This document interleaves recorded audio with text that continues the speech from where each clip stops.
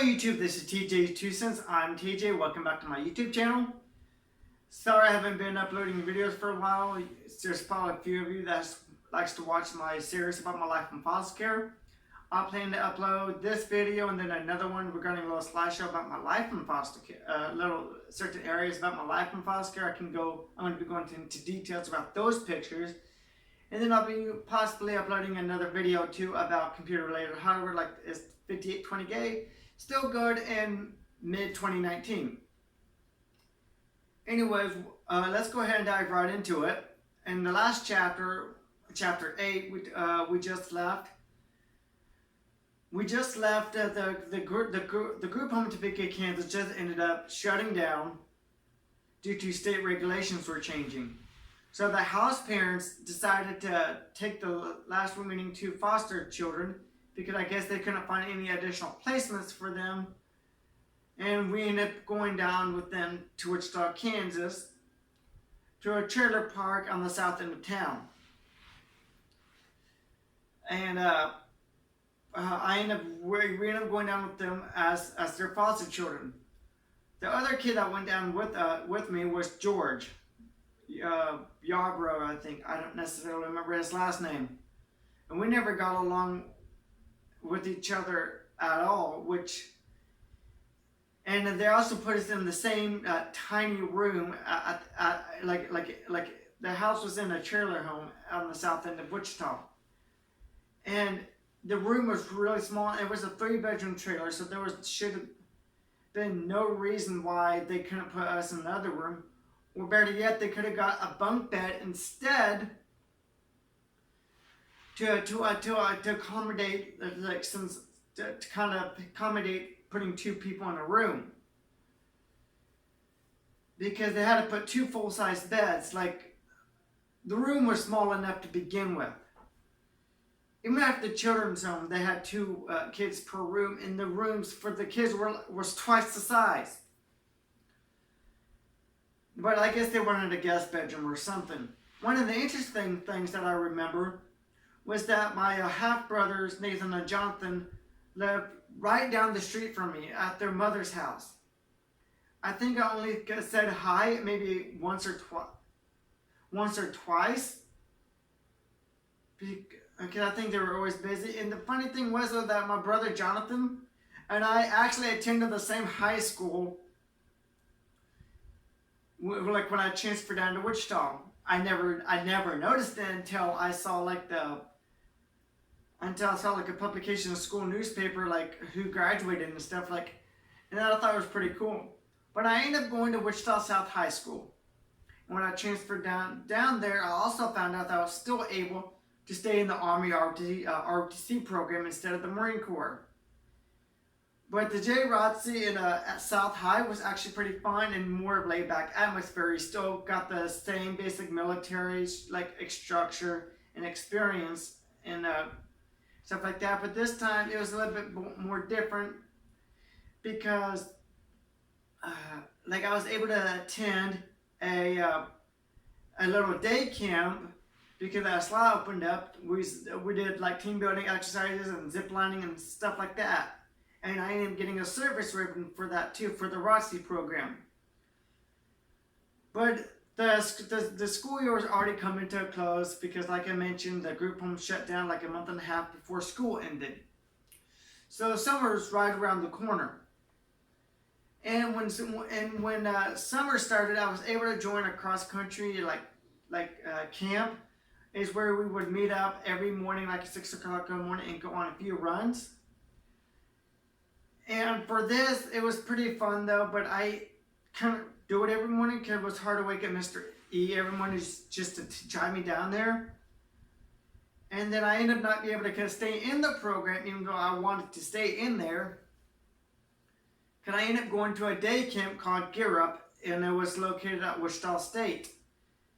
And I was forced to go there. I don't know why I had to go there, I just did. I think it would just give me something to do, but there could have been other things that I would have liked to do, like give me input on what I wanted to do. But I just did the minimum stuff at the Gear Up camp. And I ended up finding out that there was a teacher there that was my preschool teacher, and somehow she remembered my name. And I thought it would help me out towards the end of the program at Gear Up because there was a little award ceremony, and she didn't really help me out either, and she knew my name. Because part of the reason why I didn't like the Gear Up program is because it seemed like every other kid in that program got better like awards type deal. Like only thing I necessarily remember was getting a disposable camera and some crappy little like items. And I wasn't even able to use the nope. Depending on how old you are, disposable cameras are basically like you have like 28 to 32 shots, like pictures you can take. I only ended up taking a handful of pictures, and I think my biological mother ended up getting them getting the pictures developed. Man, I actually had to think about like how you got the pictures off disposable cameras for a moment. That tells you how obsolete they are now. But I remember telling her that I needed her to take additional pictures like on the camera so that way I could have some pictures of her and stuff like that. She just ended up getting the pictures developed, which really upset me.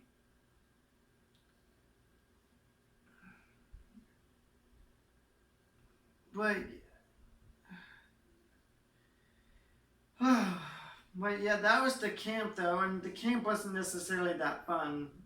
Like the camp was more depressing than anything. I think I remember specifically trying to sit out on a few activities because I still didn't want to be there. One of the saddest memories when the summer was over and near the school year had come around for the first time, even with all the things happening during the summer, I still managed to join the cross country team.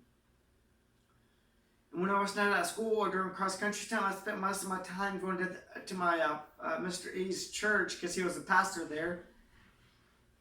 And that's when I started to really hate religion for maybe a year and a half in foster care.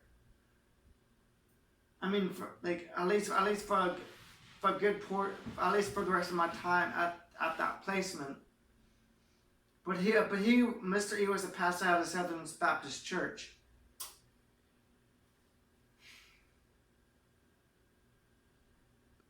But anyways, but the cross country season was pretty fun. I ended up doing better that year than I did the following year.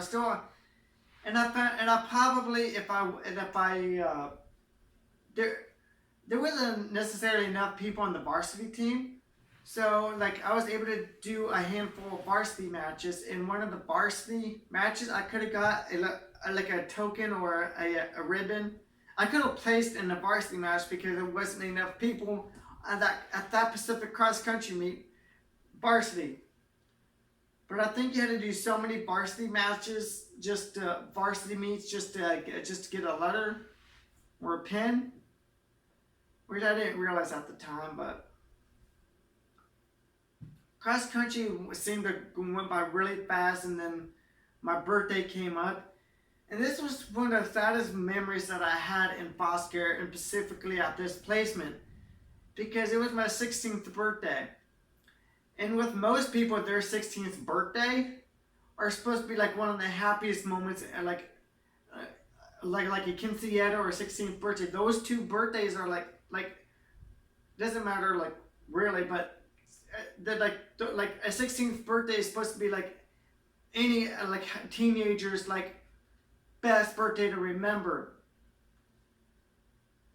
And that birthday was really one of the most shittiest birthdays I ever had. Because primarily, I don't remember ever getting a happy birthday, any presents. I don't remember getting anything that birthday.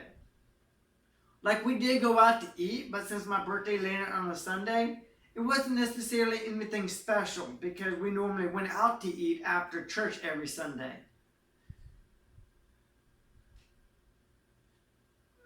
And like I was at least hoping at least for a decent birthday, maybe like birthday cake and candles and ice creams at the bare minimum.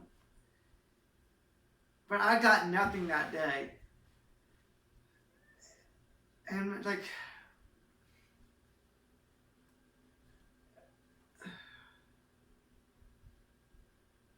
and once we got back from church and from church for the day went on with the huge elephant on my chest. Cause like, cause because like my chest was so heavy, like after that day, is that like I got nothing that day. Like you don't seem to realize that. That's the moment where I felt like my place there did not even matter, that they didn't even care to celebrate my birthday. That's how bad it was, because it felt like there was a huge elephant on my chest. I know I said it twice, but I'm trying to emphasize that I didn't get a birthday cake of any sort of presents. I know it's kind of like, depending on where you see it, like, yeah, like I'm expecting a lot though, but at the minimum, a birthday cake with the candles and a happy birthday song should be the bare minimum. Because any kid in foster care, like at 16 years old, who's been in foster care since the age of 10 and been going to placements, often doesn't feel appreciated half the time. And just the smallest things in foster care is what helps a kid in foster care like kind of survive.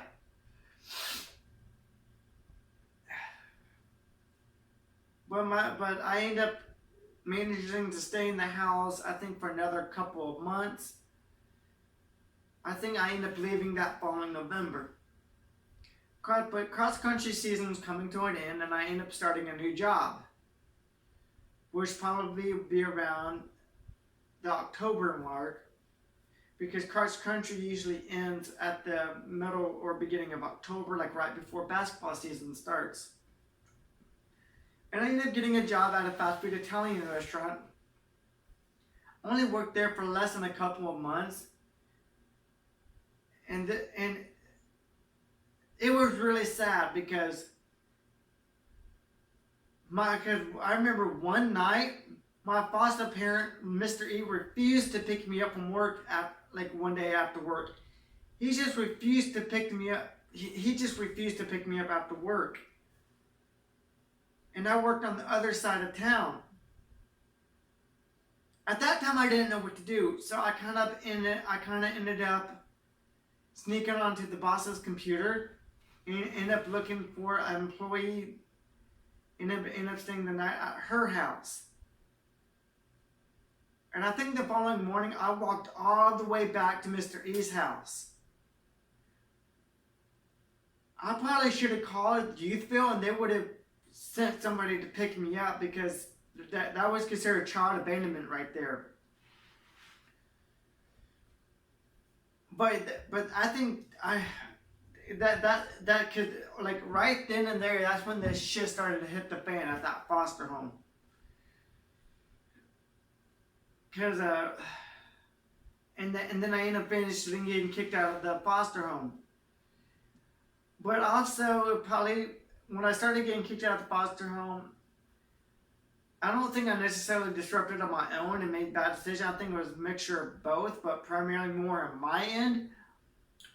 Because I never got along with my foster father. I refused to get along with him because he was a fucking dick. And I hated him down to the fiery bowls of hell. And one of the other major things, I started using strong, hateful words towards them. I would get mad at them.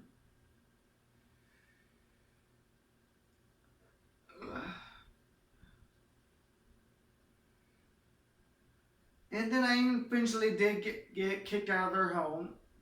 And I ended up bouncing I ended up bouncing around for a good month. And I think I ended up getting kicked out of their home at the end of October, because I remember going back to school, like right when finals kind of started at Wichita South. I ended up going to placement, and when I finally got settled down for a bit, I was lucky enough to go back to the Wichita Children's Home. And this is right before the end of the semester. And since I was able to go back to South High, they was able to freeze my grades so I could pass the semester and not fail the first semester of my sophomore year, because I had relatively good grades and they didn't want me to fail. And it kind of sucked because I was taking French that semester, and the following semester when we went back, I couldn't like keep up with any of the coursework because I ended up missing a whole entire month of French. But during that semester, when I ended up going back to the children's home, I saw Miss Tillman's, my cross country coach. Miss Tillman's, she was one of the nicest people. Was one of the people whenever I had to get in any trouble or needed somebody to talk to, I could always count on talking to her about anything. Even though she wasn't my Pacific counselor, I was like guidance counselor in high school. I was still able to talk to her. Well, when things got done for the semester at the children's home, I was sitting at my desk during study hours at the children's home. And one of the staff, Miss Katrina, called me and said if I wanted to go on a pre-placement visit the following weekend. It was not until I found out later that Mr. E and Miss D wanted me to take me back into their home again.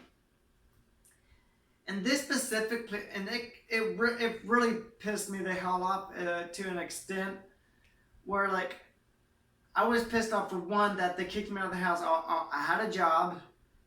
I could have joined the wrestling team. And I was like, why? I thought to myself, why should I go back? And like, I ended up going back on the pre-placement visit, and I thought it would be just like things kind of going back to normal, so to speak. I knew from the very beginning that it wasn't going to work out, but I felt like I had no choice but to go because I felt like I had no voice in foster care.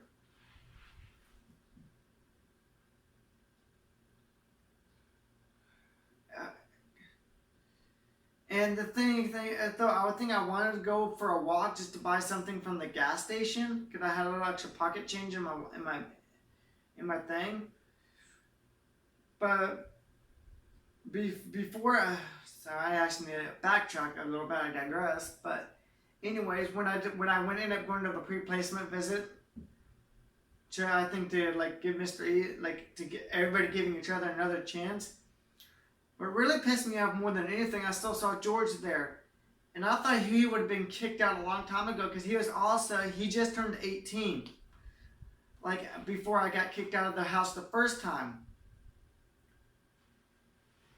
And he was still there, and I hated him so much. I hated him stronger than a mongoose hates a cobra, and vice versa. I went straight to the room, the same old room, ignoring him, and set my stuff up. And after I got my things out, I asked Misty if I can go on a walk or something. So I think like I just mentioned before, I think I have some extra pocket change to go get something from Quick Trip. And Mr. E said, no, what would the children's home say about that? Then after that, I just blew a fuse in my mind. I was like, just take me like to the children's home. This is not going to work out at all. Because like with I also remember like in general, in foster care as a whole, with any other pre-placement visit, they didn't treat you like that. They kind of gave you some extra leeway and stuff like that. And then once you got accepted in the home, that's when they started being more stricter. But in general, most placements will let you go on a small walk. And then once I got back to the children's home, Miss Katrina asked me what happened. I told her like one of the reasons why I felt like I told her it wasn't going to work out, and one of the main reasons why I felt like it wasn't going to work out, because things would have went back to the same old things before I got kicked out of the home. And I was only at their homes for a few hours, and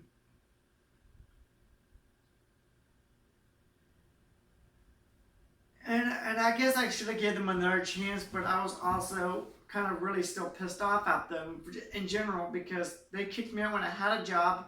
I could have joined the wrestling team. And I was in ROTC too. I had so many things going for me before they kicked me out of the house, and they decided like, oh, well, we're going to take you back now? Whew.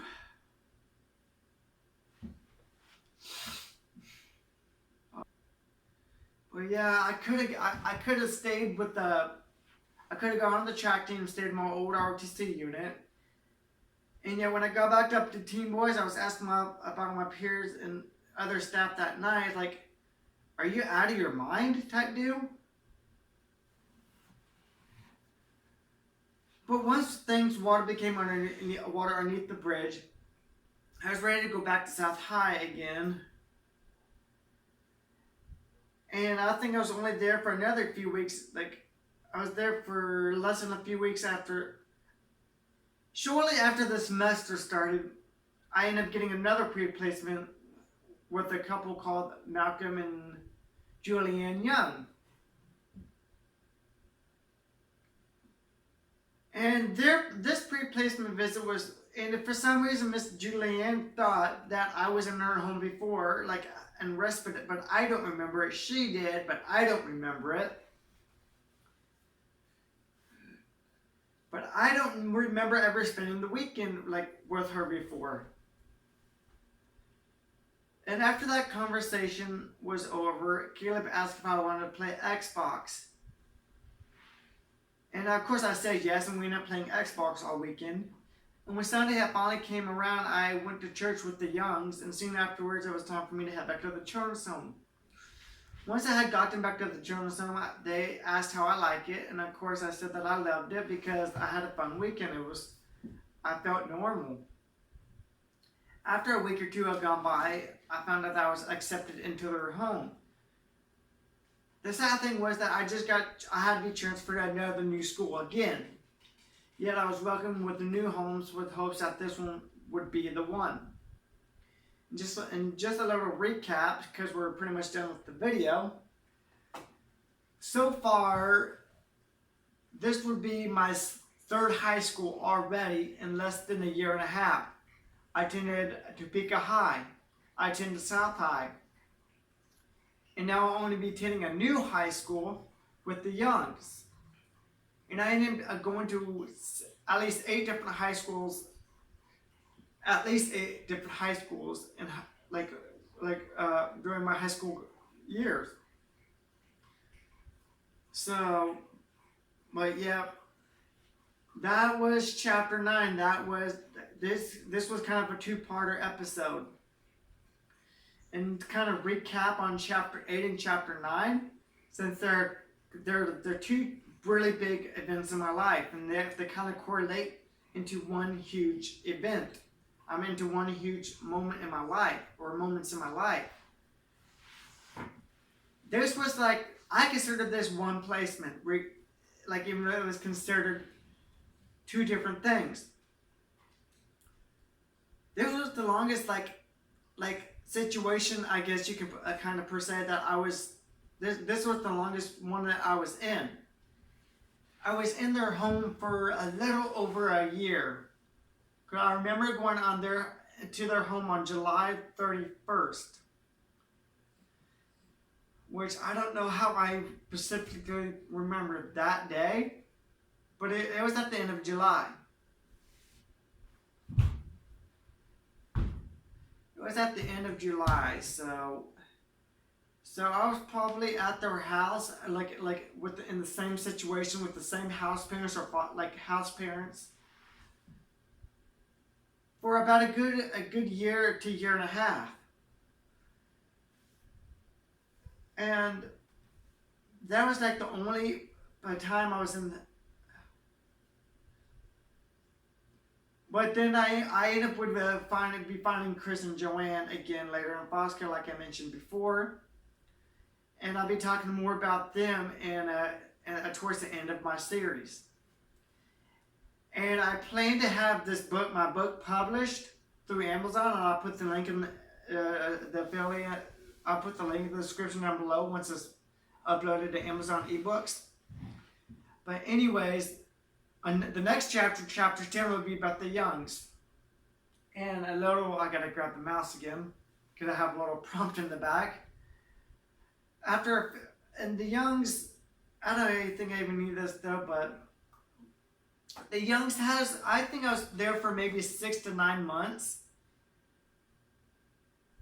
And I remember ending up finishing campus. There is a lot of extra things that went on at campus. Not at campus, but at the Young's residence. And this one is going to be another chapter of its own. And after this episode, there isn't really much more. Maybe a few other chat. After this, it becomes pretty straightforward and linear. Like, I don't really have able to group 2 chapters into one major like situation. But except maybe the King's Treatment Center. But you guys just stay along with me for the journey. We're already more than halfway through on my about my life in foster care. And I think one lucky viewer, instead of doing a sweepstakes or what, I'll be doing a giveaway at the end of this. I'll be giving them a physical copy or ebook copy about my life in foster care. So stay tuned. Comment down below. Thumbs up if you like the video. Thumbs down if you dislike the video. Hit the subscribe button and the little bell icon so you can get notifications about my future episodes. And I'll see you guys in the next one.